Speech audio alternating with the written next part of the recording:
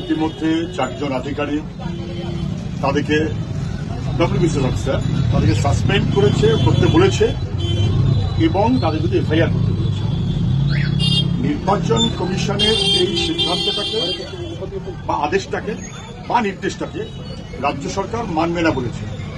রাজ্য সরকারের কাছে মূল বিষয় হচ্ছে ভোটার লিস্টে যত ভূত ঢুকে থাকবে আর যত এদিক ওদিক গন্ডগোল থাকবে তার সুবিধে নেওয়াটাই রাজ্য সরকারের মনোভাব, রাজ্য শাসক দলের মনোভাব। ফলে ওদের কাছে তো প্রাণভোমরা তারা যারা নির্বাচন প্রক্রিয়াটাকে ভিসিয়েট করবে। ফলে কিছুতেই নির্বাচন কমিশন বললেও রাজ্য সরকার তাদের সরাতে রাজি না, কারণ এরা চলে গেলে গুটি নড়ে যাবে। তৃণমূল এই যে বেআইনিভাবে ভোট জবরদস্তি করে টিকে থাকতে অসুবিধা হবে, সেই কারণে করবে না। নির্বাচন কমিশন নিশ্চয়ই তার যা আইনি ব্যবস্থা আছে, সাংবিধানিক ব্যবস্থা আছে, সেই অনুযায়ী তবে চলবে।